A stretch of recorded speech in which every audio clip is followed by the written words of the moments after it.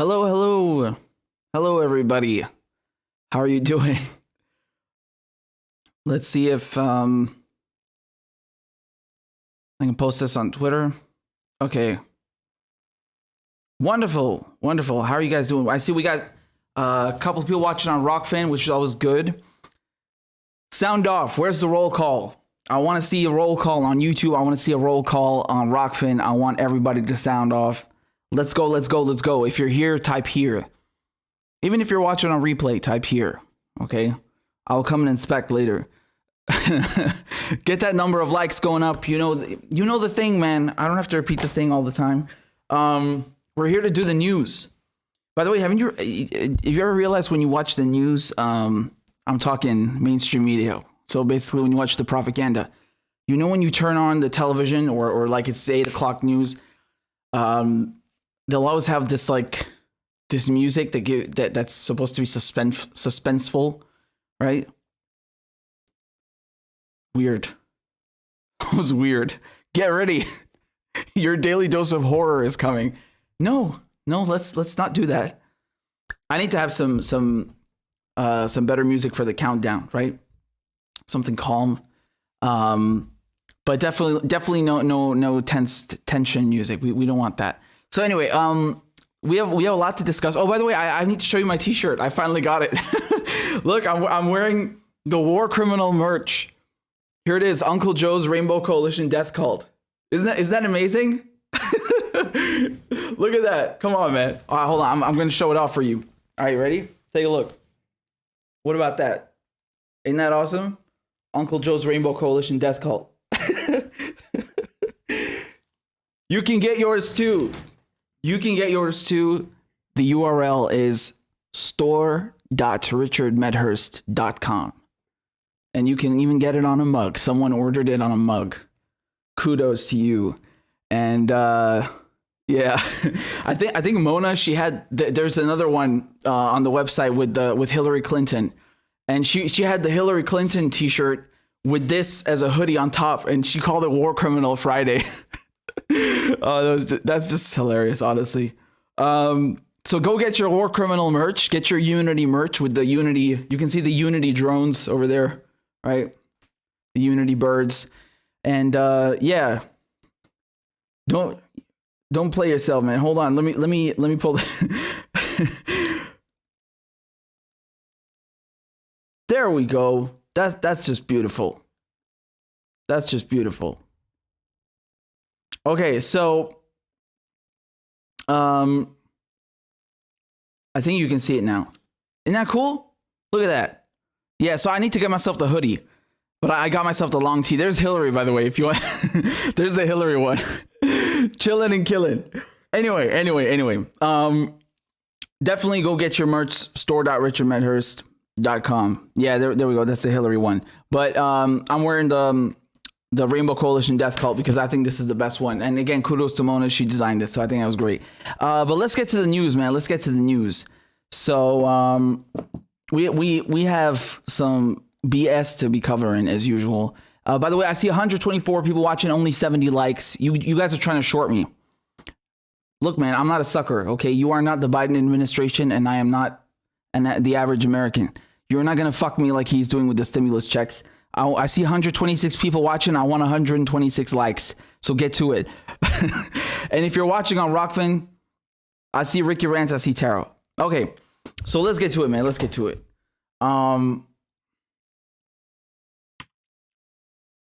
Hillary needs to move out the way. I'm not interested in Hillary right now.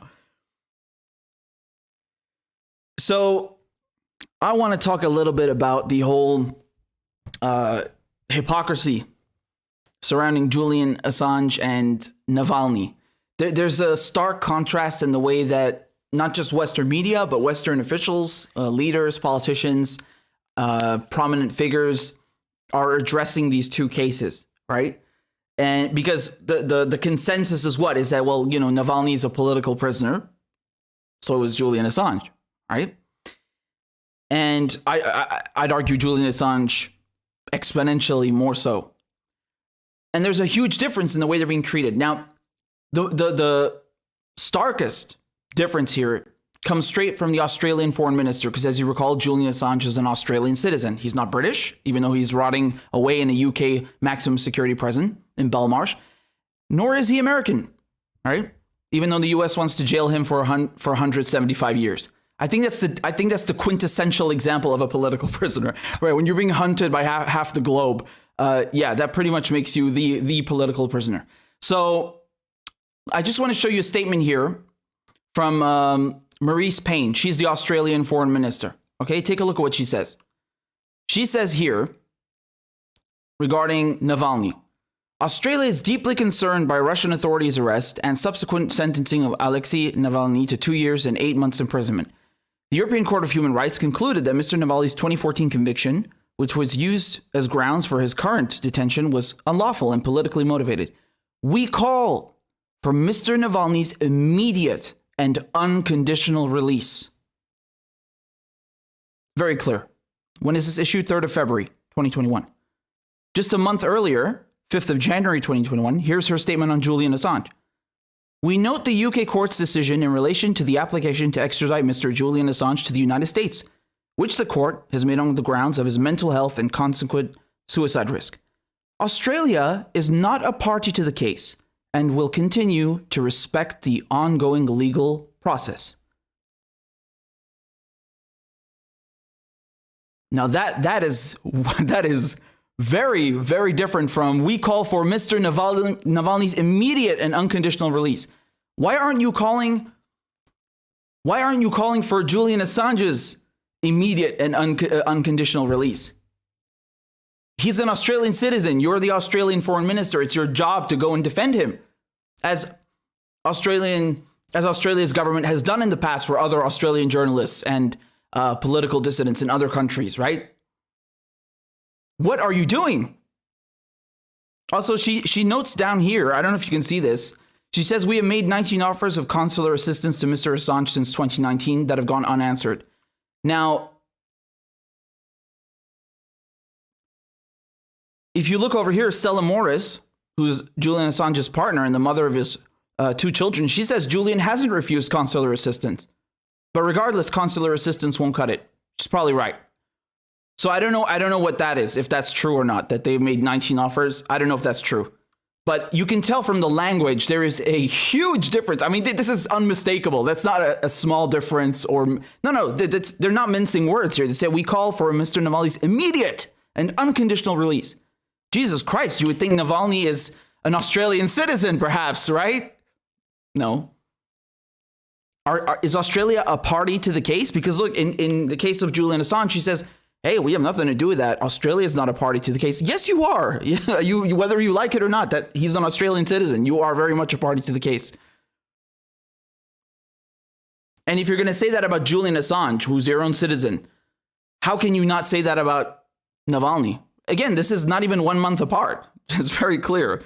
It's unmistakable. There's an agenda going on here. And I mean, when you realize that Australia is essentially a vassal state of the United States right now, it's being used essentially as a military base to ward off, to fend off China, to be a thorn in their side, right?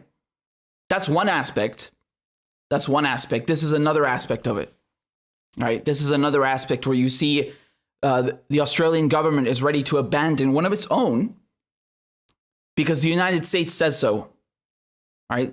So when it comes to Russia, now we care about political witch hunts, right? Because it's beneficial for, the Russophobic narrative. It's beneficial for, U.S. foreign policy to toe this line and say these kinds of things.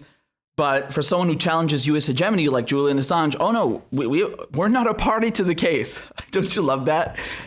Look how they sell out one of their own. That's just vile. And again, this is just the Australian foreign minister. I say just, it's actually the worst because she has a diplomatic responsibility to lobby for his release, especially as a foreign minister. But just to show you some more of the hypocrisy, okay? Just to show you some more hypocrisy, look at this. So here's Bernie Sanders. He says, for the second week in a row, thousands of brave Russians took to the streets to protest the corrupt rule of Putin and his thieving oligarchs. Unjustly imprisoned activists, including Alexei Navalny, must be released. This is from February 1st, right? There's another one from no, it's Boris. There's another one from Bernie afterwards. Here's Dominic Raab. So Raab is the foreign secretary for the UK. He says the UK calls for the immediate and unconditional release of Navalny and all of the peaceful protesters and journalists arrested over the last 2 weeks. Really? You care about journalism all of a sudden? Really? This guy works at Whitehall, right? Whitehall is, what, 20 minutes away from the Old Bailey where Julian Assange is being tried. You care now about journalists? Boris Johnson as well, the UK Prime Minister, talking about Navalny. Oh, he's so brave. It was a truly brave and selfless act. Wow. Navalny must be released immediately. Really? What are you doing? What are you doing about Julian Assange? Here's the Swedish PM's office. Reiterate EU call for Alexei Navalny's immediate release. Russia must comply with its international obligations, including respecting human rights. Wow. Were you doing that? Were you doing that when you were persecuting Assange on behalf of the UK government, which was uncovered? Here's Justin Trudeau, the Canadian Prime Minister. We strongly condemn Russia's imprisonment of Alexei Navalny. Here's a letter by several members of parliament in the UK. Look, they all signed this, calling for Navalny's release. Amazing, right? Jen Psaki, the spokesman for the White House, right? She calls for Russian opposition leader Alexei Navalny's immediate and unconditional release. And of course, I already gave you Payne's position. Here's Secretary Blinken. There's no surprise. I don't expect anything from the US Secretary of State. So, oh, and by the way, Greta Thunberg, look what she says. So in the year of 2021, Europe chooses to meet its energy demand by building a pipeline to transport more fossil fuels from the one responsible for this. Shameful on so many levels. Wow. Oh, she's good, huh? She's good. You see, I think that, first of all, before I get into that, I think there's kind of an irony here that, you know, especially someone who's concerned with climate would not be extremely and vehemently outspoken and advocate on Julian Assange's behalf, right? As you all know, the US military is one of the world's largest polluters, right? That's a statistical fact. They have so many fuel guzzling warships and planes, and just, you know, the logistical supply chain demands that they use so much fuel. They're one of the world's largest polluters, not to mention the fact that half, if not all of these goddamn wars are over oil, are over resources, right? I mean, if you're a climate activist, holy shit, the US military should be on your fucking top 5 list of enemies. Jesus Christ. Not a word. Not a word about Julian Assange, who is easily, arguably, one of the US empire's biggest detractors and adversaries, who's actually done journalism that is genuinely challenged their authority and exposed the wars in Afghanistan, exposed the wars in Afghanistan and Iraq and as failures and their torture programs. I mean, you would be praising Julian Assange, right? I think there's a valid argument to be made there. But nonetheless, she's talking about the pipeline, right? Because, you know, Russia and Germany had this deal to build the Nord Stream 2 pipeline, right? So, of course, you have, I think Ben Norton is the one who posted about this. Yeah, I think Ben posted about the fact that, you know, now you had all of a sudden Germany, the US putting pressure on them to cancel this pipeline, right? And this is also something going back a few months. Actually, it goes back a long time. If you remember, Mike Pompeo was doing a tour in Europe a few months ago in October. No, it was August. And, you know, he doesn't go to Germany. He goes to all the countries around Germany. And in diplomacy and international affairs, that's sending a message, right? That's sending a message. I think he went to Vienna, he went to Austria, he went to Poland, he went to all of the countries surrounding Germany, right? But not to Germany. Why? Because the Nord Stream 2 pipeline, America does not want Germany building an oil pipeline with Russia, right? They don't want that. They're also the subject of Huawei. So Mike Pompeo was essentially going to all these countries and telling them, hey, you don't bring any Chinese products. Don't get involved with Huawei. Don't get involved with the Nord Stream 2 pipeline. You know, basically keeping Russia and China at bay. And so over here, right, Angela Merkel, German chancellor, she condemned the expulsion of diplomats over Navalny's protests. Now, this was actually very interesting, right? This was very interesting.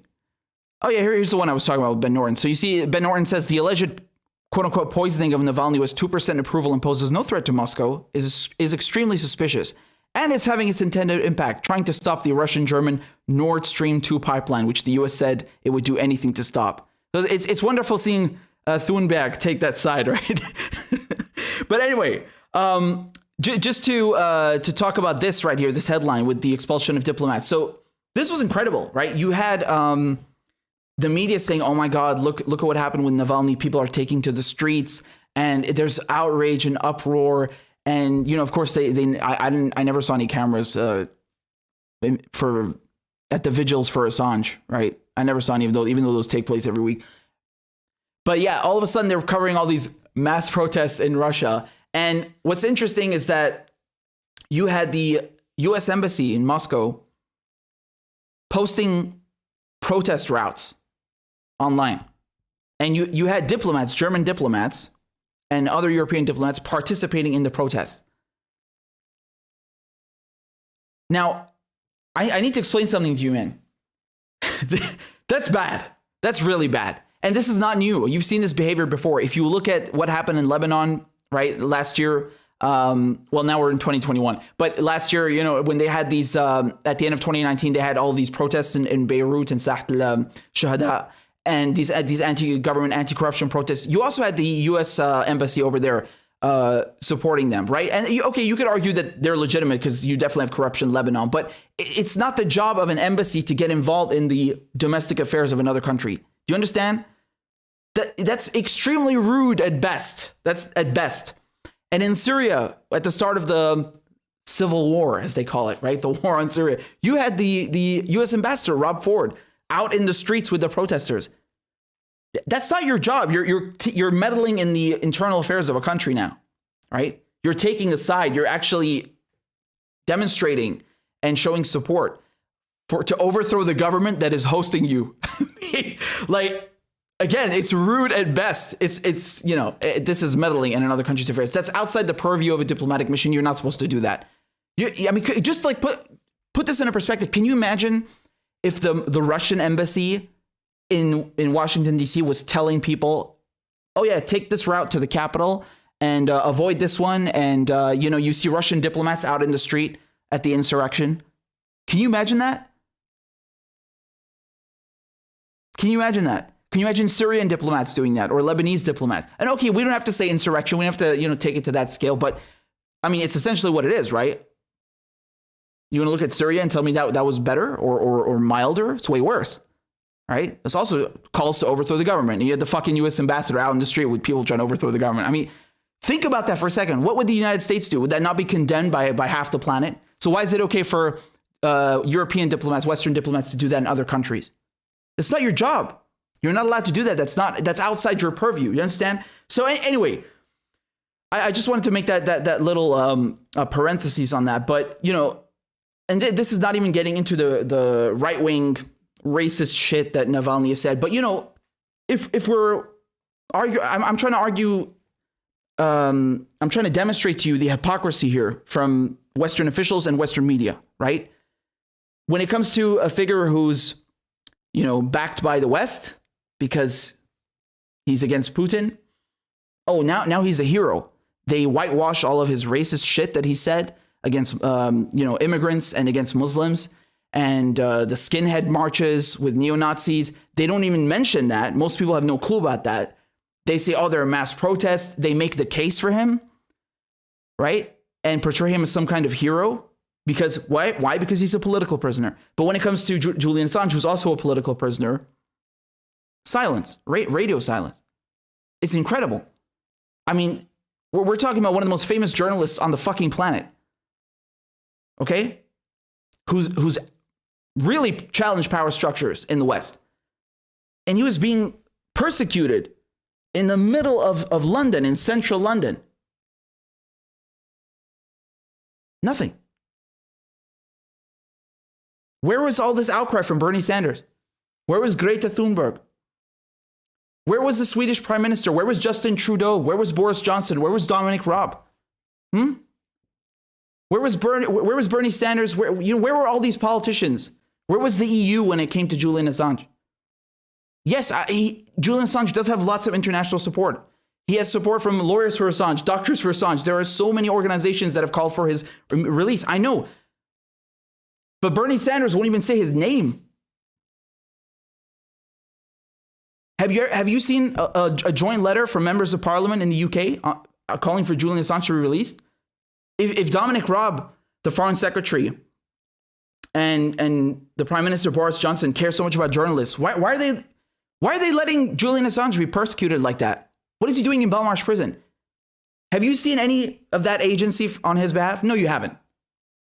And you know why? Because Julian Assange is a threat to U.S. empire. He's a threat to the United States and their allies because he exposes them for what they are: criminals, thieves, imperialists. That's why. And just the fact that you can go online and you can find images. Look, you can find images of Navalny in court and videos. Can you do that with Julian Assange? Can you find any videos of Julian Assange in court? Are there any videos or photographs of Julian Assange when he was sentenced to 50 weeks in jail in 2019 after he was dragged out of the Ecuadorian embassy? Is there any video of his extradition hearing right now in the fall and autumn of 2020 at the Old Bailey? Or before that in February, before we had the COVID? Was there any video of his verdict in January this year? They keep telling you that, oh my God, Russia is so repressive. Putin, he's a dictator, and all political dissidents are killed and executed. Why would he allow cameras and the press to come to his arch enemy, as whatever the Wall Street Journal calls him? Why, if he's such a dictator? You had more transparency in Navalny's trial than you did at Julian Assange in the middle of London. Explain that to me. Dude, I was there in the court. You couldn't even take, you could take like a pen and a paper, right? That's it. No electronics, nothing, no press. There was no live stream. You can watch the trial. There's no video of it. And they tell you, oh my God, the United Kingdom, it's a beacon of democracy, right? It's a pioneer of the modern legal system, right? You had the Bill of Rights, not your Bill of Rights in the US, way before that, right? You had the Bill of Rights, you had habeas corpus, they turned an absolute monarchy into a parliamentary constitutional monarchy. I mean, this is a myth when you come down and look at reality. It's a myth. It doesn't apply to real dissidents. It's not there. We're in 2021. It's not there. You had more transparency in Putin's courts, as they like to say, right? In the Russian courts with Navalny than you did with Julian Assange in the middle of London. What does that tell you? What does that say about so-called European democracy or British democracy or Americans, right? Since the United States is the one pursuing and sanctioning this endeavor. What does that say? Huh? It means they're hypocrites. That's what it says. They're absolute hypocrites. And mind you, despite him being a political prisoner, I mean, the sentences here are incomparable. Navalny's sentenced 2.5 years. Julian Assange facing 175. 175. And to boot, he's a journalist, right? So of course you have political prisoners of all sorts, but especially a journalist, someone whose job it is to be the so-called fourth estate. Jesus Christ. I mean, those are two crimes in one, not to mention the fact they affront on his personal health, the extraterritorialization. I mean, what's next? The UK is going to kidnap journalists. It's like in Germany next. I mean, what's going to happen here? What kind of precedent is setting? It is so much wrong with this. There's so much wrong with this. And the hypocrisy could not be clearer. The entire media establishment, the entire media class and political establishment in the United States, in the UK, in Europe, they're completely silent on Julian Assange's persecution, the fact he's been rotting away in Belmarsh prison for 1.5 years now, the fact that he's facing 175 years in a federal supermax in the United States, the fact that he's already been arbitrarily detained for 10 years now. They're silent. They don't say a word. Bernie Sanders won't even say his name. Andrew Yang, right? The progressive, he was saying Julian Assange should stand trial in the US. Who the fuck are you? Who the fuck are you? Julian Assange is not American. He doesn't owe you shit. And that guy was calling himself a progressive. That's the progressive position. The progressives are silent on one of the most prominent journalists in the world who challenges empire. This is criminal. It's scandalous behavior. This is scandalous. Absolutely scandalous. And then they have the stones to call themselves democracies or liberal democracies and claim that they're better than Russia and whatnot. Really? Not really when it comes down to it. Are you?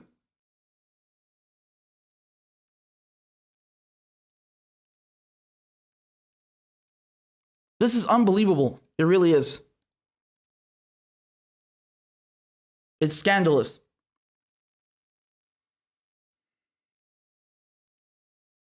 Give me a second. I need water, man. I need some water.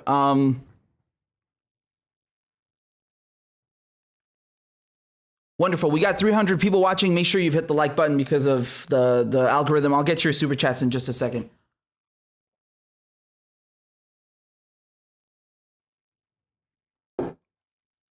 No, but seriously, I want to make this point again, right? I want to talk about this point again because, you know, in the UK,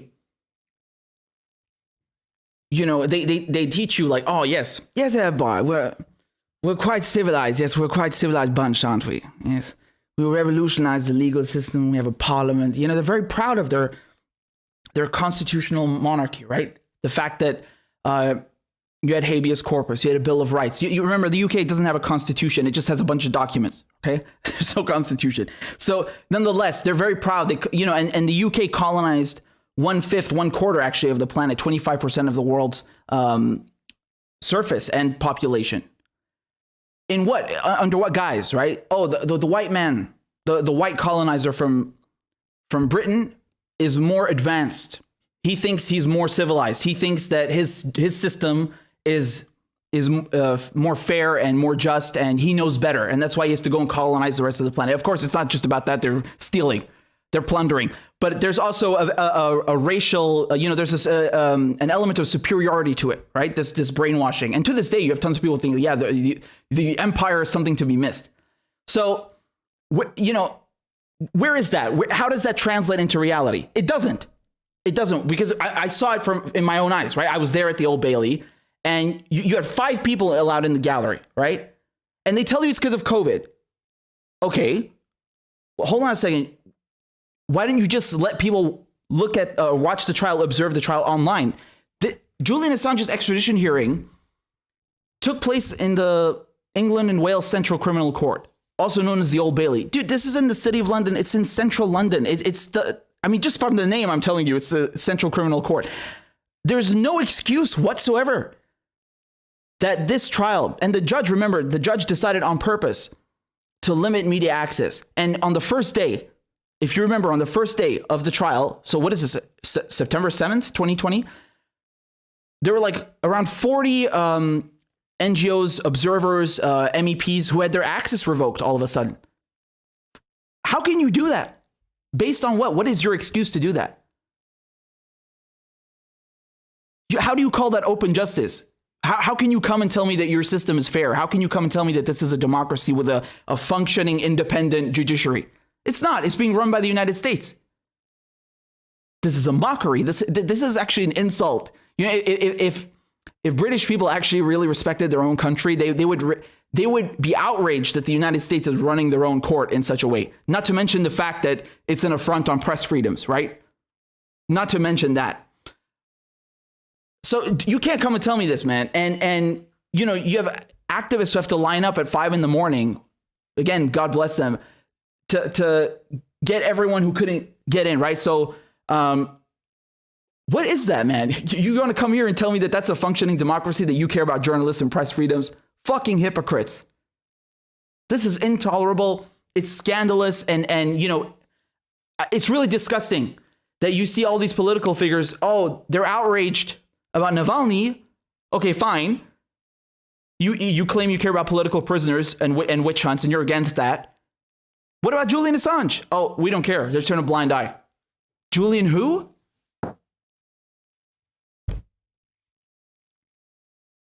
This is impermissible. It's intolerable, and I completely reject this. And I think it's scandalous that they act in such a way. I really do. I think it's shameful.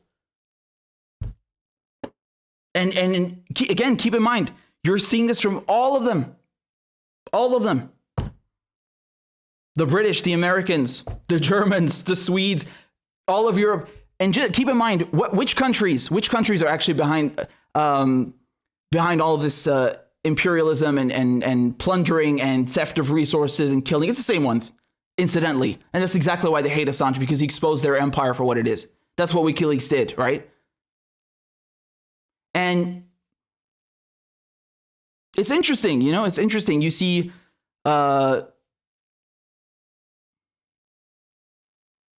just, I'm at a loss for words, man. I'm really angered at this. I'm really angered at this. The mainstream media, you know what they did? The mainstream media, they would come they would milk any kind of like controversy from Assange's extradition hearing for clickbait, right? So, for example, there's a thing about the Trump pardon. They completely lied about that. They claimed that, you know, Trump was offering Assange a pardon for him to lie and say that Russia was not the source. Dude, that's not the same thing. We know Russia was not the source for the DNC leaks, because Julian said it wasn't a state actor. Okay, but Julian refused to betray the source, and you know, he didn't take the deal. But the media came out and said, "Oh, you see, look, he's covering for Trump." What the fuck are you talking about? They made that up, and then they also played on the thing with his mental health, right? They sensationalized that. And then, you know, you'd see like some Sky News correspondent like come on the last fucking day or when there was the verdict, and like they don't even know the judge's name. I mean, just sloppy, just pathetic, honestly. And they call that coverage. So that's just disgusting. And, you know, of course, with Navalny, they give that full attention, and, you know, it's just horrendous.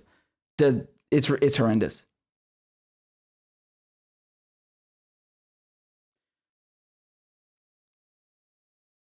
Anyway, so I'm just gonna. Oh man, I'm just gonna read this super chat for you over here. We got one from Zawaldo. Says, real left or progressives are against capitalism, white supremacy, imperialism, and fascism, but that's been established in America since 1776. All right, I shouldn't have done the quotation marks, but they were there. But yeah, I feel you. These progressives in Congress, man, they're not gonna say anything. I don't expect anything from them at all. Right. I mean, they won't even come correct on their own constituents. Why would they do that for Assange? We know where they stand. Right? They defer to party leadership, as they like to say. OK, I see you. So they're a bunch of anti-BDS. They're a bunch of anti-Palestinian, anti-press freedom, you know, cronies who want to get behind party leadership. Go ahead. We know where you stand. All right. We know where you stand. And I would like to remind everybody that the Democratic Party is, by European standards, by the rest of the world standards, a right-wing conservative party. That's what the Democratic Party is. Don't trick yourself. You shouldn't have any illusions about what you're dealing with here. The Democratic Party is a right-wing conservative party. All right? Don't forget that. You need to take a step back and look at this objectively. All right? Because the spectrum of debate, of dialogue, is so narrow in the United States that they make you think that the Democratic Party is left. And colloquially, right, in mainstream American political discourse, they'll say, oh, the Democrats, the left. No, it's not the left. You're all in the right. You're on the right, all of you. There you go. So thank you, Ray F, for the super chat. I really appreciate it. Says, thanks for your work, brother. I appreciate it very much. Thank you. And we also got a super chat from Mona. Give me 1 sec. It's loading, and I'll read it to you. I need to get them popping up on the screen again. Oh, okay. Here we go. I can finally read it. Mona sent me a bunch of rainbows and rockets, a bunch of rainbows and rocket emojis. Says, dude, love your freaking shirt. Get yours here, everyone. Post the link. store.richardmedhurst.com. store.richardmedhurst.com. Dude, I still need that list. You know what I'm talking about? I've been working on something. Yes. I know what you're talking about. Not the CIA. No. It's not a CIA watch list. It's for a t-shirt.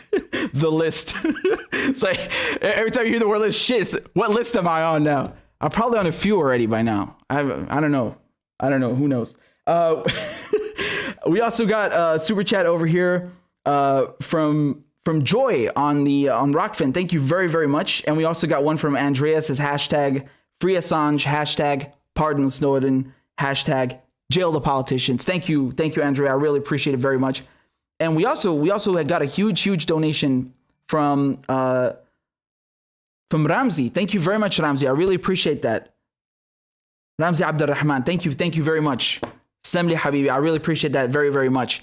There's no note attached as far as I can tell, but I'm very grateful. Anthony and Catherine have also sent super chats. Lovely stickers there. Thank you for supporting independent media. So yeah, if you want the war criminal t-shirt, you know the link. You know the link. So let's get to the next segment, man. Let's get to the next segment. I want to talk about more of their nonsense. So, okay, here we go.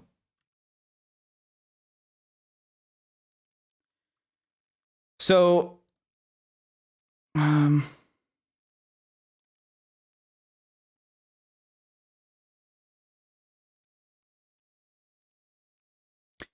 So you remember when Pompeo was still Secretary of State, he was sitting in the Senate with Lindsey Graham, and he basically admitted that the United States is plundering oil in northeastern Syria, and they're doing it in partnership between the Kurdish-led SDF and an American corporation called Delta Crescent Energy, right?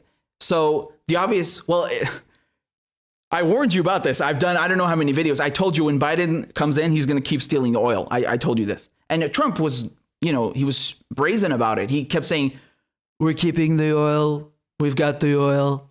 See, that's the thing with Trump. That's why they got rid of him, because there's no mask, Biden is the mask. Blinken is the mask, but it's the same policy. So interestingly enough, I want to show you a clip here. This is from February 8th, and this is the spokesman for the Pentagon. His name is Kirby, and he gets asked about the oil in northeastern Syria, right? Take a look. Can I do a quick follow-up on that? Yeah. Are American troops still protecting those oil fields? Is that still part of the mission, or is that no longer part? I would just, in terms of the, you're talking about the oil fields in the Northeast. That company Delta Crescent Energy. Is that what you're talking about? Well, there are a number of oil fields that the U.S. forces were protecting up there under the previous administration. Is that just no longer part of the mission, or does that continue? I'd say, well, except for where appropriate under certain existing authorizations to protect civilians, DoD personnel or contractors are not authorized to provide assistance to any other private company, including its employees or agents seeking to develop oil resources in northeastern Syria. I think I'd leave it at that. Go ahead. You've been very patient. Yeah. Oh my God. What is that reporter doing? Did you see what just happened? Did you understand what just took place? Kirby was giving you the name of the company. He starts out with, are you talking about Delta Crescent? And then the reporter, like a moron, cuts him off and basically inadvertently helps him deflect and change the subject. Probably because he doesn't even know what he's talking about. It's like, yeah, there's a number of oil fields. You know the oil fields. Oh my God. Yes, but there's one company that's stealing your oil, and that's the name, and he was literally giving it to you. Why did you not let him finish, you idiot? Anyway, it's not like we don't know what they're doing. We know what they're doing, and he would have lied anyway. the language they're using, we're protecting the oil. What do you mean protecting the oil? You're stealing it. At best, again, we know they're stealing it. They literally admitted this. Pompeo, Lindsey Graham, it's not a secret or conjecture. They said that. They're modernizing the oil fields. They're stealing it. But even at best, protecting it means they're holding it hostage from the Syrian government and thus the Syrian people. And again, the oil in Syria, I mean, if you compare it to Iran, if you compare it to Saudi Arabia, if you compare it to Venezuela, it's not, Syria does not have as much oil as those countries. But for Syria's revenue, total government revenue, it still represents a quarter of government revenue. 25%, man, that's enormous, right? We're talking about $30 million a month, if I remember correctly. And they're depriving the Syrians of that on purpose. And they're also sanctioning Syria on purpose to kill the economy, to starve people. I mean, they're putting a stranglehold on Syria. It's a scorched earth policy on top of 10 years of war. I mean, you see what's going on here? So we're not done, right? And yeah, you had, of course, these headlines saying, oh, the Syrian oil fields? Oh, no, man, they're no longer a priority for U.S. forces. Yeah, okay. And you're just going to take them at their word? What are they doing there then? What are you doing in the oil fields? How can you say the oil fields are not a priority, but you have armored vehicles and people with guns standing around the oil fields? Are you not there? Here's a more recent headline. Are you ready for the next one? So this is from 13th of February, right? The United States is establishing an airport within oil field in Syria's Dore province. All right. Like you just told us that's not a priority for you. Now you have an airstrip there. Okay, right. Just so there's no confusion here. This is not the first base that the United States has in Syria. They have several of them, right? Several. And yes, most of them are at the oil fields. I have a map over here I can show you. So when we talk about oil in Syria, we're talking mainly about Hasakeh province and Deir Zor, right? And you know, there's another also a big American base down here called Tanaf Air Base. And that's a U.S. air base. So the bases that they've been building, they keep coming through from Iraq in this illegal border crossing, the Al Walid border crossing, and keep, you know, trucking in like convoys and equipment almost weekly. Okay. And when Biden took over, you know, you had a lot of people saying, oh, look, he invaded Syria. I mean, yes, technically, of course, it's an invasion, but like he's just continuing it. He's just continuing what Trump is doing. That's it. And I mean, that in of itself should be a problem, right? So now they're establishing that. And I want to play you this clip over here from RT. And I mean, I really laughed so hard when I watched this because it's like the most condensed verbal diarrhea that I've ever seen. So pay attention to the question that he asks him, okay? Pay attention to Johnson. He's the guy sitting on the right, okay? John Jordan. So pay attention to what he says. In this case, and I would agree to some extent that the occupation in the Northeast is predicated on ISIS. ISIS is growing once again in Syria as well as Iraq. And let me just stop you for. Wow, that's crazy how there was no ISIS in Iraq and Syria before the US came along, right? Crazy how that was just not a fucking thing. We didn't have, you know, markets and car bombs and shit going off every second before the United States. How weird. It's unfucking believable, right? Crazy. It's almost as if Saddam and Assad had that shit under control and you fucked that up, right? And turned the entire region into a fucking apocalypse, right? Crazy. Unbelievable. Anyway, I'll let them continue. For just a moment, because to John's point, there are times when the United States should be going into places. There may be times when other countries should be going into places to help the people there. If we're invited. We were never invited, Rick. The Russians were. The Iranians were. The United States never was. Not invited into Syria. Is that what you're saying? Yeah, correct. That is correct. 30 seconds, John, but can you counter that argument? Exactly. Okay.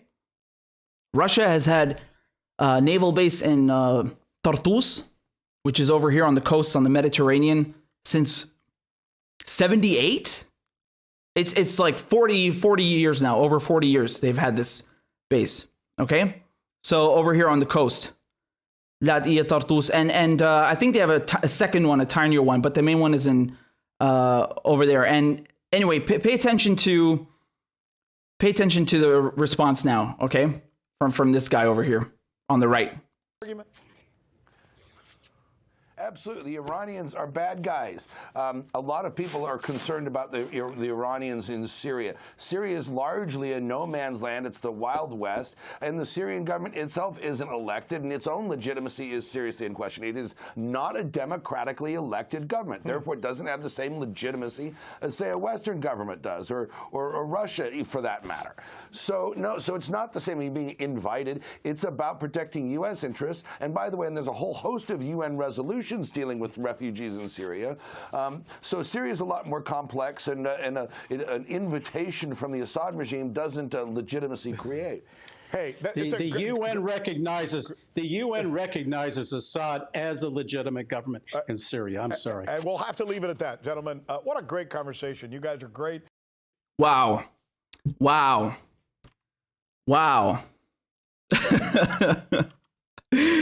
That was amazing, right? That's the most condensed 30 seconds of verbal diarrhea I've ever heard. I love how he's like, you got 30 seconds, go. And the guy's the Iranians are bad guys. What are you, a 12-year-old? Are you 12 years old? What does that mean? The Iranians are bad guys. What does that mean? Who asked you? Are you the president of Syria to be deciding who is a good guy and a bad guy and who you want inside of Syria? What does that mean? I think it really exposes how infantile and how fucking brainwashed all of these policymakers, the media, the political class are. It's that you just saw the neocon come out of him, right? You're Iran bad, America good. Yeah, that's like the fundamental, most primal mode he has in him. And then he goes on to say the Syrian government is not legitimate. Well, that means you're legitimate? Like, what kind of logic is that? So now are you saying that you're the legitimate leader of Syria? Like, who chose you to decide that? And why does that give you an excuse to steal the oil? Did you see how at the end he said it's about protecting American interests? He's straight up telling you, like, that's what it's about, American interests. That means, stealing land, stealing oil. Unbelievable. I mean, could you imagine if, like, could you imagine if Syria invaded the United States and then started stealing the oil in Texas because some Trump supporters don't think that Biden is the legitimate president? Yes, what the fuck does that sentence even mean? Exactly, and that's what he's saying. That's exactly how outrageous it sounds. Exactly how outrageous it sounds. We don't like who's in charge in your country, so we're going to keep stealing your oil. What the fuck? And pay attention. That's exactly what Blinken said the other day about the Golan Heights, right? That Israel is illegally occupying since 1967, which they annexed illegally in the 80s, right? Oh, we don't like Assad. We don't like who's in charge in Syria. So we're going to turn a blind eye from Israel violating countless UN resolutions and international law and committing a war crime and stealing and annexing land that it has gained in war, which again is a violation of international law. Yeah, we don't care. Remember, legalities aside. What the fuck do you mean legalities aside? We're talking about international law. It's fundamentally about legalities. You dingas. No. We don't like who's in charge in your country. So, we're going to steal your land. We're going to steal your resources. And then we're going to pretend that we are your saviors. And we're here for your safety. We're here to protect you from the problem that we created. This is fucking insane. Listening to this. It's incredible. It's incredible.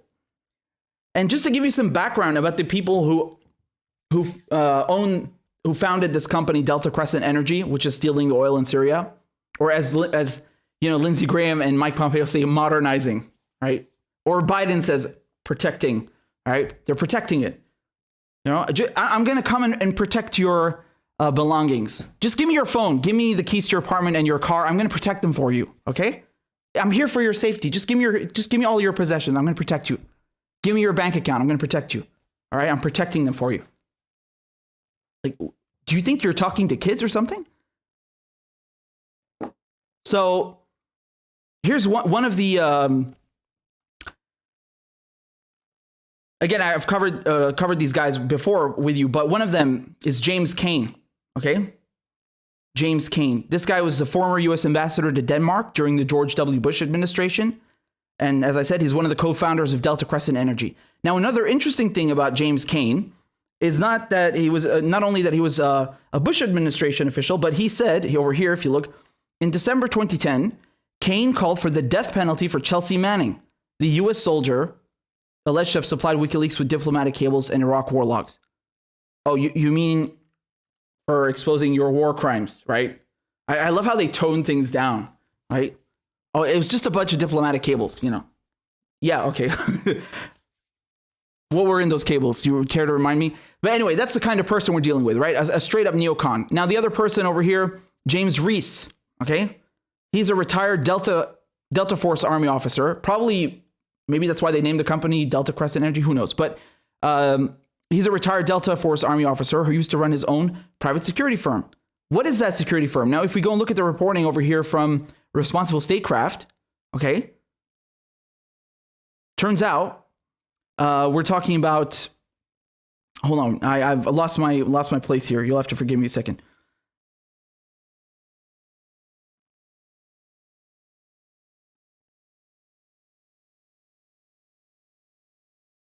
There we go. So Tiger Swan. Do you remember what Tiger Swan is? You guys remember the North Dakota Access Pipeline, right? You remember the protests for the North Dakota Access Pipeline? Yeah? Take a look.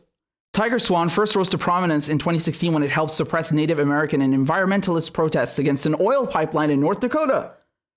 The firm recently settled a lawsuit for operating without a license in North Dakota and is embroiled in an alleged bribery scheme in Pennsylvania. I mean, you know, these are just the finest people, right? What else do you expect? They were literally imperialist pieces of scum, of dirt, you know, right? They're stealing Syrian oil. Why would they not steal, why would they not violate the land of Native Americans and plunder oil locally as well? That's who they are. And over here, we also have the other person is John Dore, a veteran oil executive with years of experience operating in the Middle East. Okay, so another colonialist. But this is just to give you an idea of who these people are, right? And, you know, the Biden administration, they're just continuing the exact same policies that Trump was doing, right? And as a matter of fact, I'd say it's worse because, I mean, if people didn't care under Trump and they didn't, right? You would hear them on Rachel Maddow or on MSNBC or in the mainstream media. They, you know, for years, oh my God, Trump is a Russian agent. Trump is a racist. Okay, I agree with the racist part. He's definitely racist. But you know, they would critique him without bringing this up. Like they wouldn't critique him for bombing Syria, right? Brian Williams was creaming his pants. They didn't critique him for stealing oil in Syria. They didn't critique him for killing Soleimani. They didn't critique him for sanctions on Venezuela. You know, when it comes to empire, there wasn't any critique. So people, you know, they accepted that. And so the Biden administration gets handed all these things. Again, one of them is the persecution of Julian Assange. That's another thing. And why would they reverse them? And another thing, the policy with the Middle East, right? The Abraham Accords, Trump recognizing the occupied Syrian Golan Heights as Israeli, as if they're his to do, to recognize as whatever he pleases, right? So all these things, the Biden administration has inherited. They're not going to change any of that. They won't even move the embassy from Jerusalem back to Tel Aviv. They're like, oh shit, okay, well, you know, let's just keep going. Right? The mask is back on now. It's okay. Jill Biden was wearing a scrunchie, right? When she was getting those macarons for Joe. Don't tell Joe, by the way, right? Jim Psaki's cool, right? She does little Twitter videos and answers your questions on Twitter, right? Blinken is well-spoken. He speaks French. He plays guitar, right? The Europeans like him. It's okay. Go back to sleep. Shh. It's okay. It's okay. We're protecting the oil. We're protecting. No, but now it's even better, right? We're not. No. Protecting oil. That's not our priority. But we're still going to build an airbase there. We're going to keep trucking in supplies to steal it. Yes. Yes, we are. And what's amazing, if you watch this clip over here with Jordan, remember the idiot on the right, it's incredible because if you rewind a bit around the 5-6 minute mark, he talks about how, oh no, man, if the United States was stealing oil in Syria, they'd require way more logistics. And, you know, I used to work in oil. I grew up around it. It's okay. You don't have to lie. Lindsey Graham and Mike Pompeo told us they're stealing the oil. Why are you lying? It's not a secret.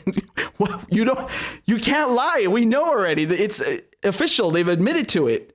What are you making up over here? It's just, and that's absurd, because another thing that is underreported about the war in Syria is the fact that this has been extremely detrimental to the environment. You had ISIS controlling these oil fields at one point. You had other armed groups controlling the oil. Their refinery of that oil has caused people living in the surrounding areas to develop diseases, right? To develop illnesses, because it's been polluting the environment and not just damaging the environment and wildlife, but also the people living in those areas. You don't hear about that. So this idea that, oh yeah, you would have to see something the size of, you know, Abadan, which is this the BP refinery in Iran, which was built in 1908, which I reported on before. You know, no, this is ridiculous. They are stealing it. It's official, and I don't know what you're covering for over here. It's not, you know. And of course, you can see here, this is another headline from 10th of February. The United States sells 1 million barrels of Iranian oil seized under sanctions. Oh no. Are you telling me Biden is just like Trump in almost every regard? No, you're kidding, right? What happened to the lesser of two evils? What happened to decency, right? Restoring the soul of the nation. Oh, it turns out soul of the nation is thievery, is plundering, imperialism, right? Subjugating people around the world. Piracy. I mean, this is a literal piracy. What do you call that when you board other ships and steal their booty, right? And take it off and use it for yourself or sell it? It's a literal fucking piracy. These ships were boarded at sea. They had their cargo confiscated and now sold off. That's literal piracy. And I mean, in the full sense of the term. It's unfucking believable. And I love the irony here, how it says the proceeds will go to the U.S. victims of state-sponsored terrorism fund. Oh, well, I'm so glad to see the United States compensating its victims. This is just unreal, man. This is unreal. Because again, for those of you, just to jog your memory, this is exactly what Trump did. I mean, that headline, I could have read it to you and you might have thought I'm giving you an old one. No, it's from 10th of February. Okay. No difference. So, I want to be very clear over here. I want to be very clear. All these people who said that Joe Biden is the lesser of two evils when it comes to Donald Trump. No, they're the exact same evil. You're a dunce. Go and get your clown makeup. Go and get your dunce hat. And I want you to wear your dunce hat until the end of Biden's term, and another one just for good measure, okay? Because Joe Biden is not the lesser of two evils. He's the exact same fucking evil as Donald Trump. I mean, almost to a T. Almost to a T. And of course, you don't care about that because you don't want to talk about foreign policy. You don't want to talk about the people who are subjugated and suffering because of this imperialist bullshit, right? You don't want to talk about the oil being stolen in Syria. You don't want to talk about the fact that they're selling off Iran's oil that they stole at sea, just like pirates. You don't want to talk about the fact that he's continuing the prosecution against Julian Assange and threatening press freedoms and running UK courts. You don't want to talk about that, do you? You don't want to talk about the fact that he's giving away all of this land that belongs to Palestinians, that belongs to Syria, and recognizing it as Israeli and continuing everything that Trump did, he's doing. Of course, they're not going to talk about this, right? They're only progressives when it comes to healthcare. They're only progressives when it comes to, college. But when it comes to stopping the wars, when it comes to challenging empire, when it comes to saying things that actually are adversarial to power structures, when it comes to talking about Israel's genocide of Palestinians, the theft of oil in Iran, the theft of oil in Syria, the sanctions against Venezuela, the killing of civilians, not a fucking word. How can you be a U.S. journalist? How can you be a U.S. pundit and you don't even talk about foreign policy? That's just fucking lazy at best. How pathetic. And they spent the last year telling you, oh, it's the lesser two evils, lesser two evils. What the fuck? It's the same thing. It's even worse. He's just put the mask back on and you're going back to sleep. You're going back to brunch. Fuck you. And they gaslighted us. They fucking sat there, man, right? They sat there and they told us, oh, you're just exaggerating. Oh, you just have a fucking grind to axe. Yeah, you're damn right I do.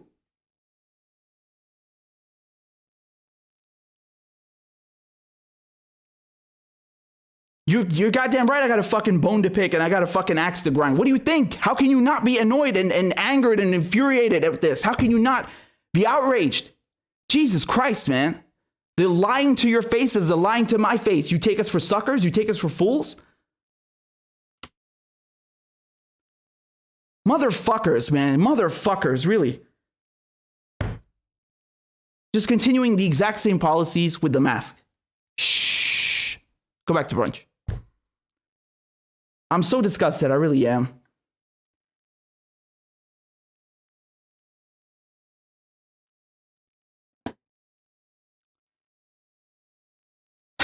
So,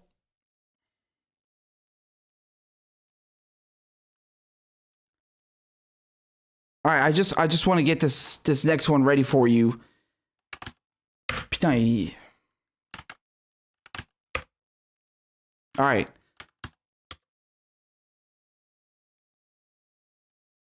And thank you for Alice for the super chat.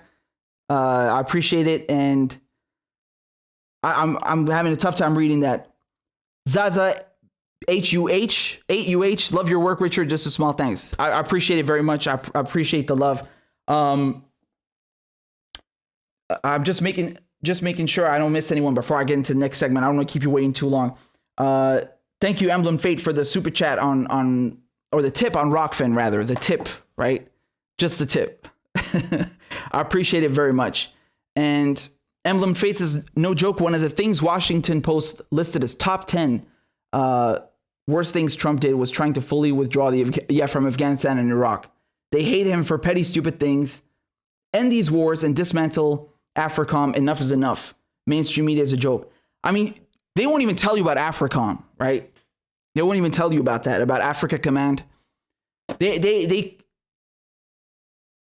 can't even send you the $2,000 checks, which are now $1,400. But they got money for the largest, drone airstrip in the world in the middle of the African continent, which you don't know about in Niger, right? They didn't tell you about that, right? How much does it cost so far? 200 billion, if I'm not mistaken. It's in the astronomical realm, They got money for wars, but they can't feed the poor. You know how it is. So I'm just gonna on that note, I'm just gonna go to this next segment over here. Just excuse me. I need to get some water, man. Okay, so this is a bit of a mix. But we're gonna do it, and we're gonna get to it. All right.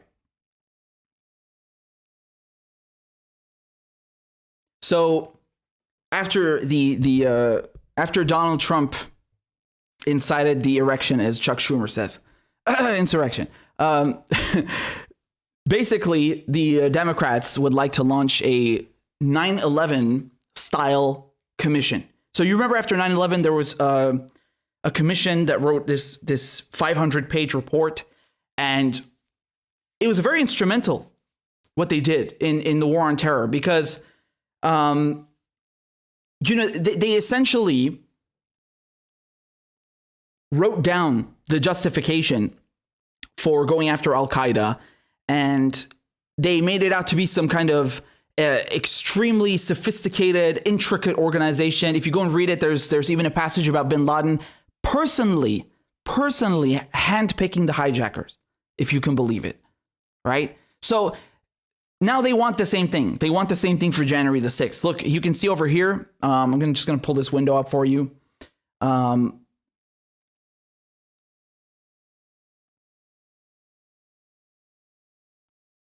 There we go. Punchbowl news on Pelosi's 9/11 style commission looking into the Capitol insurrection. It will be diverse. The 9/11 Commission was all white men and one white woman. This committee will better represent America, aides say. Well, that's wonderful. You know, I'm really glad that the Rainbow Coalition death cult is going to turn into a Rainbow Commission death cult. Okay, that's great. So now they can lay the groundwork for a domestic war on terror, and they can have, you know, all sorts of little nice toys to play with their new legislation and nice new anti-terror laws, which, of course, the United States doesn't have enough of, right? And that's just going to be great, man. That's just going to be absolutely great. And Jamal Bowman is even celebrating this as a win, right? So here's what Jamal Bowman says. How it started versus how it's going. Look, Bowman calls for a 9/11 type commission on Capitol building right in new legislature. And now, of course, House Speaker Nancy Pelosi, Congress will establish an independent September 11th style commission to look into the insurrection that took place at the Capitol. Wow. I mean, if you ask me, man, this is thrilling. This is exhilarating.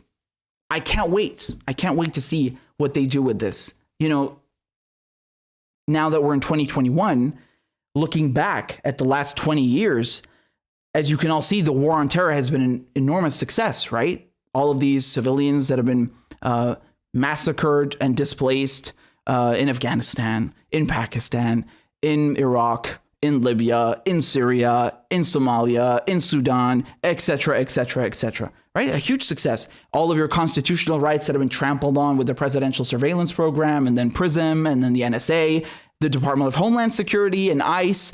You know, all of these mass surveillance expansions, all of these enormous powers that the state now wields, thanks to people like Nancy Pelosi, by the way, thanks to the George Bush administration, and, you know, things like the Patriot Act, and of course the 9/11 Commission report, which was really essential in laying down the groundwork for the last 2 decades for this post 9/11 world that we're living in. What a huge fucking success, right? I can't wait to see what they do with this. I can't wait. It's going to be amazing, right? You trust the Democrats, don't you? You're not a Nazi or something.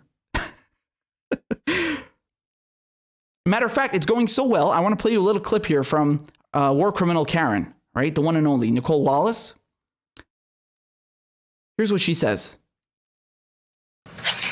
And again, this is not us saying so, John Hyman. That is a bulletin released to all law enforcement earlier this week, that there is, until the end of April, a persistent threat. Domestic terrorism carried out in the ideology and around this belief that the election was fraudulent, that the COVID restrictions are unnecessary. All of those ideologies pushed by Donald Trump. But my question for you is around incitement.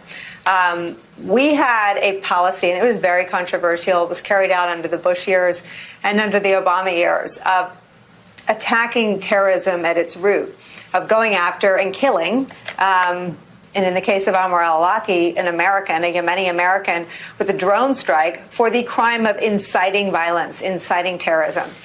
Mitch McConnell was in the Senate then. He was in the Senate after 9/11 too.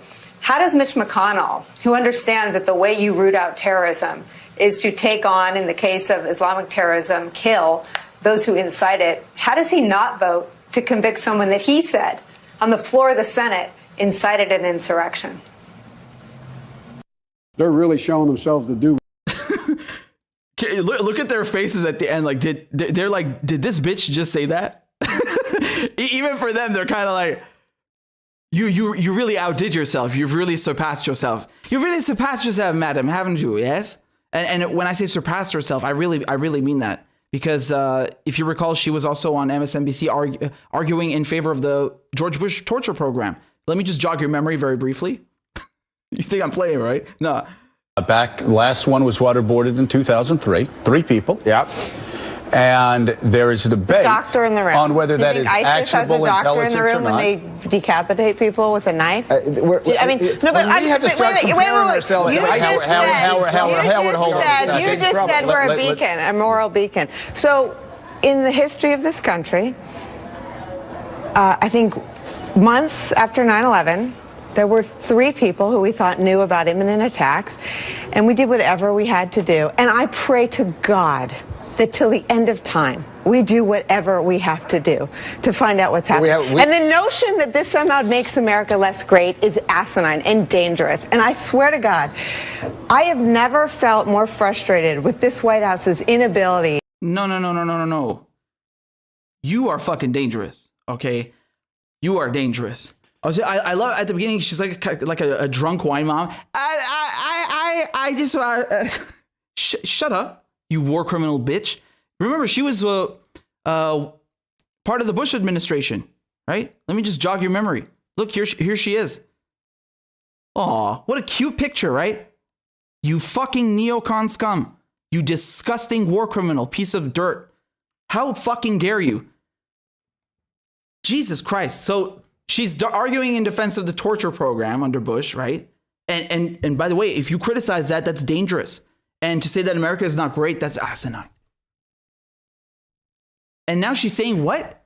She wants to drone strike people in the US? I mean, look, man, I'm so confused because she's really surpassed herself. She has surpassed herself, frankly. She has surpassed herself. She's saying essentially, look, Mitch McConnell. I love how all of a sudden Mitch McConnell is like, she tries to appeal to his reason, right? Mitch McConnell, don't you remember? We used to drone strike 16-year-old American citizens in Yemen together. Don't you remember that? Remember when we were fighting the Muslims, the brown people? We should do that now because Donald Trump is equally bad. Those are the, right? ISIS and Donald Trump and, murdering civilians and Trump supported. This is all the same thing in her mind. This is all equal. And it warrants the same kind of reaction and same kind of agency. That's what she's saying, right? Saying, look, we killed terrorists abroad. Even a 16-year-old American citizen, we took necessary action, as she likes to call it, right? Murdering civilians, whatever. It's necessary. And so therefore, we have to do the same thing in the US. Why didn't you vote? Why didn't you vote to convict Donald Trump, Mitch McConnell? No?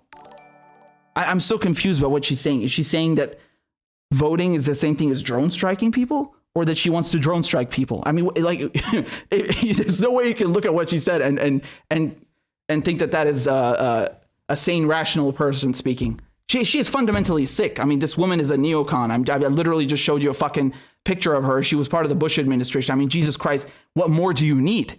These people should be in a fucking docket in Nuremberg. They should be locked up for war crimes and crimes against humanity. They are the apogee. They are the fucking quintessential Darth Vader regime of the modern era. Everything that is happening now is partly, if not mostly, their fault and their doing, right? They crafted this post 9/11 world. These wars are still ongoing. I'm not talking about the fucking past. It's now. It's happening now still. And so she, of course she would say that. I just showed you the other clip of her arguing for torture. Why wouldn't she argue for drone strikes? Yes, that's who she is. This is Nicole Wallace, and she is on MSNBC. Remember? That's a left progressive channel, allegedly. Holy shit. I mean, this is just a little taste. They're lubing you up. They're getting you ready, right? They're getting you ready.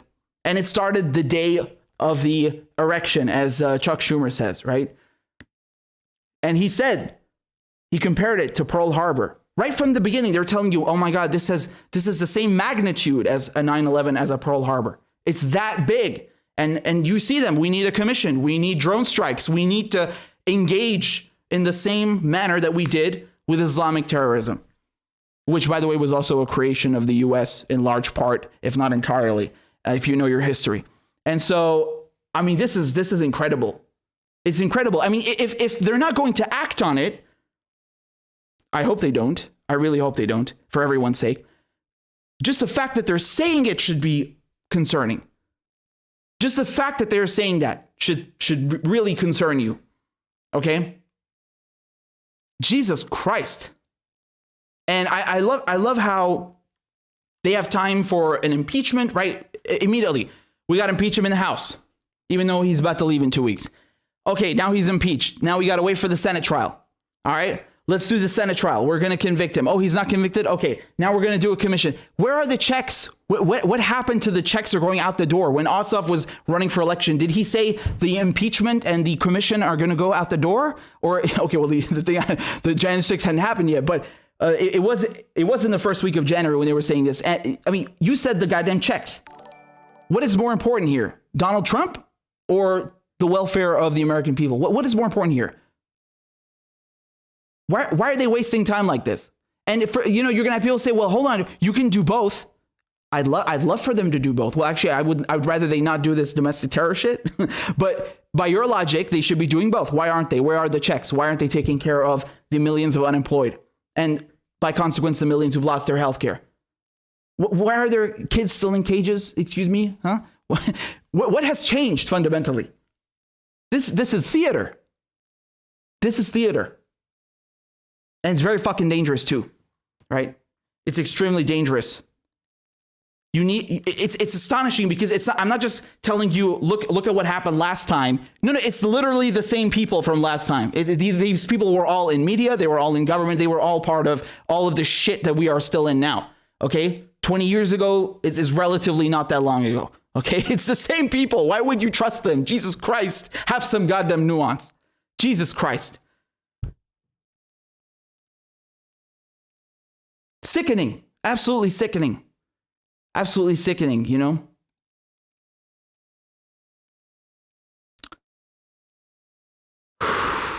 And if you go and read the 9/11 Commission report, God help you. I mean, the thing is riddled with horse manure. It's absolutely riddled with it, right? Once again, you go back, you look at the history of the Cold War, you look at the Soviets that invaded Afghanistan from 79 to 89, and to combat them, the U.S. were financing and training and equipping and giving weaponry to the Mujahideen, right? Who did that turn out to be? Bin Laden, Zawahiri, right? All of these figures went on to form Al-Qaeda and Islamic Jihad in Egypt, etc. So, the roots of Al-Qaeda stem from the CIA, okay? And that's not me saying that. That's a widely accepted fact. It's not a secret anymore. Hillary Clinton even said it. And if Hillary Clinton is owning up to that shit, I mean, no one even cares, right? We know. So for them to come around and then say that, all of this happened undetected and as a result, okay, they passed all of these surveillance programs, they passed the Patriot Act, they passed all these terror laws, and now we're 20 years later, okay, after 9/11, and on the day of the insurrection, where were all these intelligence agencies? Where were they? You already had a 9/11 commission, you already had 2 decades to tighten security, and you're telling me a bunch of rednecks, some disgruntled Trump supporters just waltzed right in? Why is no one investigating the intelligence agencies? Why is no one investigating the National Guard? What is going on there? What are you paying $740 billion a year in defense for? Why do these intelligence agencies, the NSA, the CIA, why do they trample all over your constitutional rights, your privacy, and the privacy of people outside the US to protect you? And that they fucking failed again? And no one is investigating them? Have you heard one Democrat talk about them? Have you heard AOC, who's been so shaken? And again, I'm not, invalidating her experiences, but not just her, other people have also been shaken by January 6th. Okay, well, if I were a congressperson, if I were in her shoes, I'd like to know what the fuck the intelligence agencies were doing. Where was the NSA? Where were all of these agencies that insisted that they were not spying on people? They weren't doing warrantless surveillance. And then we found out they were anyway. And then Obama comes out and says, oh, well, these are just mild encroachments to protect you. Okay, where was that protection? Why is no one questioning that? And if they do this commission, okay, this 9/11 type commission for the insurrection, and they do a report, I can guarantee you the intelligence agencies will not be scrutinized for it. They will keep on raking in all this cash, violating, raking in enormous budgets, passed no less by the Congress, and then they will continue trampling all over your constitutional rights, all over your right to privacy. They will keep on expanding mass surveillance, despite the fact that they are either totally incompetent, or perhaps even complicit. Who knows, right? I mean, if you're paying someone that much money, you're paying them billions a year to keep you safe, and then they can't even protect the heart of your nation's capital, where your political elite work. I mean, shouldn't you fire all of them? Why would you keep paying them? Why would you not say anything? Why would you not criticize them? That's so bizarre. That's so weird. It's bewildering, right? Isn't it weird? Have you heard anyone bring these intelligence agencies under scrutiny? Have you heard any of them catch any flack whatsoever? Psh, not a fucking word. Not a word. It's incredible. It's astonishing. But let's not do that. Let's not challenge the national security state. Let's just drone strike people we don't like, or at least argue for it. Let's try and normalize that kind of thinking. Wow. Wow. Wow. Interesting, right? Interesting.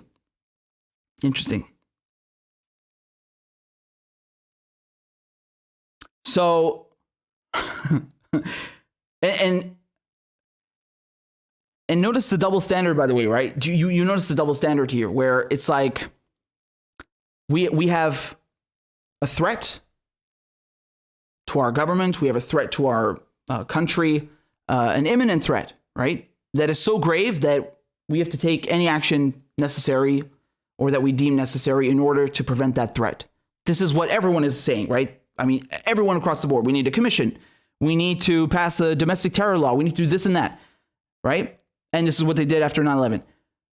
And they justify so many wars, and they just justify so much killing and so much collateral and so many deaths of civilians in the name of what? Of keeping people safe, which they can't even do, right? But when other countries do that, okay, when in Syria, for example, they're fighting off 50 flavors of jihad, not just ISIS, but all these other groups funded by Saudi Arabia, by Qatar, by Turkey, by the CIA. Oh. Now we're going to intervene. Now we're going to sanction you. Now we're going to steal your oil. You can't fight terrorism that we created. No, you can't do that. No, that's not allowed. That doesn't exist. It's not even an idea that enters into the realm of conversation. No. You have jihadists on your doorstep? No, you're making that up. These are moderate rebels. How dare you? Interesting, right? Apparently terrorists only exist in adversary to the United States, but never in secular Arab socialist countries. No, they're only moderate rebels. Okay, if you say so. The hypocrisy is really staggering. It's really phenomenal, isn't it?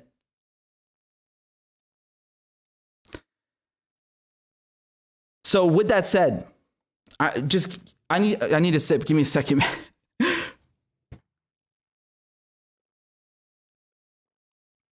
So we have a little super chat over here from Francis. Merci beaucoup. I really appreciate that. Jordan says these war pig sociopaths on corporate TV are terrorists themselves. They really are. I mean, Christ almighty. Like, what more do I need to say? They were playing clips of George Bush on Biden's inauguration. You remember that? That's the level we're at now. It's like, just normalize Bush. Nicole Wallace can have a 2-hour slot on MSNBC. It's whatever. We're all friends now. The Iraq War? What is that even? What are you talking about? No. Orange Cheeto Man bad. Go back to sleep. Scum777. Thank you for the super chat. I really appreciate it very, very, very much. Thank all of you for your support for independent media. And we also got John on Rockfan. Thank you for the tip. Says from Ireland. Neither Dims nor rethugs understand that the United States is subject to existential threat from within as a direct result of joint economic and exceptional American war and attempted conquest policy over 20 years. I suggest let them continue dismantling the U.S. and soon the world will be safe as the United States collapses from within. I await the day Syria Iran, Iraq, Yemen, Afghanistan, Central Africa, Libya will be safe. Amen. Amen. Inshallah. And I do think there's definitely an argument to be made there about collapse from within, because that's usually what happens, right? When empires start collapsing, they start turning inwards against themselves. Although we shouldn't underestimate the suffering that the U.S. and their allies, the United Kingdom, are still inflicting on the rest of the world. It is quite immeasurable, honestly. But yeah, there's a lot of truth to what you're saying. I think it's going to end up crumbling from within, as all empires do, right? Although I've called the United States a demon spawn of the UK. I think it's a very fitting phrase. It really is the demon spawn of the United Kingdom.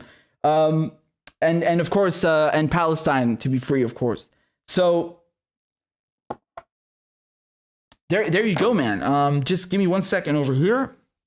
I'm just closing this window out.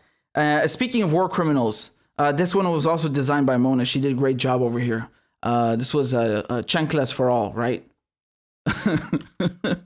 I love it. I really love that. You got the whole lineup over here. We couldn't fit all 500 of them, so we had to pick the top. Oh God. So anyway. With that said, I want to thank you all very much for supporting independent media. Let me plug the show very quickly. If you want to combat war criminals like Nicole Wallace and keep independent media alive, then please, by all means, donate whatever you can, if you can, of course, only if you can spare on Venmo, CashApp, PayPal, whatever's good for you. I'm just leaving up the QR codes in case you want to scan it. And of course, there's a GoFundMe as well. And the links to all these are in the description and in the live chat. You'll find them anywhere. And if you want, you can also support the show on Patreon.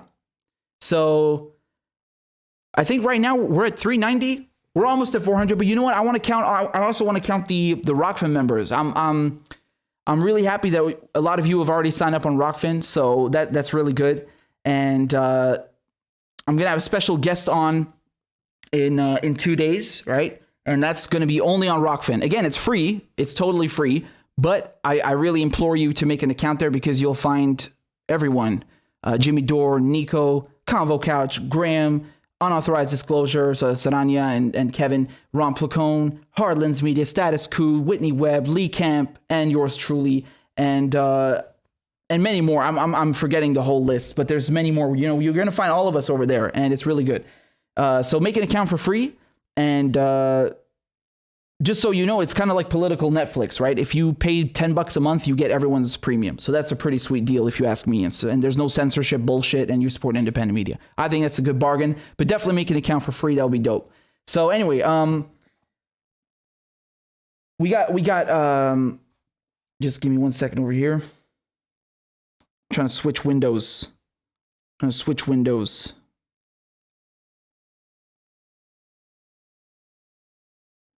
All right, I'm back. Here we are. There we go. So I'm just oh yeah, and of course the War Criminal t-shirt. If you want your War Criminal merch, you know where to get it. store.richardmedhurst.com. That's it. I'm done plugging the show. I don't like plugging the show. I just want to talk about politics. So if you have any questions, shoot. And like I said, in 2 days, gonna have Graham Elwood on the show. And that's going to be exclusively on Rockfin. It's free, so make sure you go make an account, rockfin.com/RichardMedhurst. And let me pull up the chat. Let me see what you guys are saying. If you have any questions, shoot.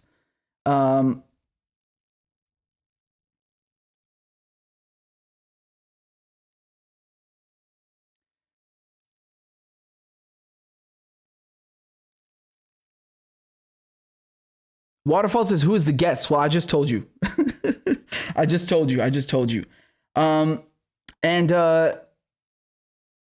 Waterfall says, I still owe you a crab dance. Well, I don't think anyone has signed up on Rockfin or Patreon today, but when they do, I will definitely play a crab dance for you.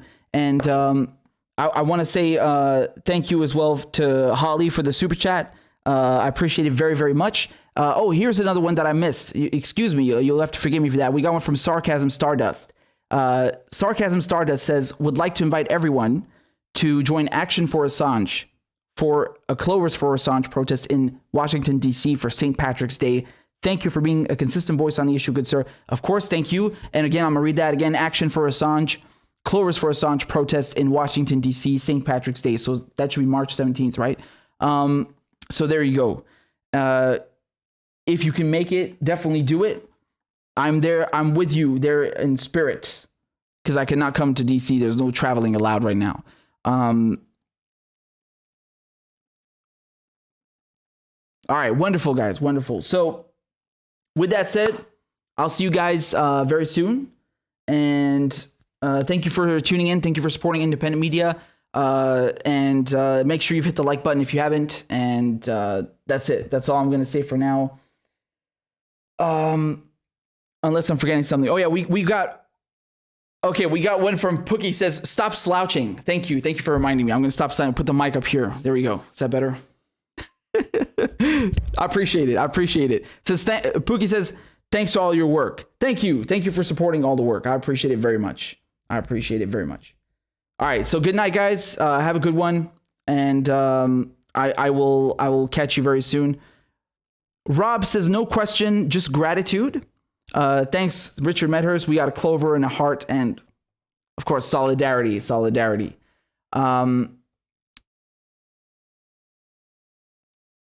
Hold on. Yeah, the window just disappeared right there. Okay, so I got you. All right, guys. I'm reading your comments. Adios. All right. Be good. Take care, guys. Have a great one. And thanks for supporting the show. I appreciate it very much. Ma salame. Bye-bye.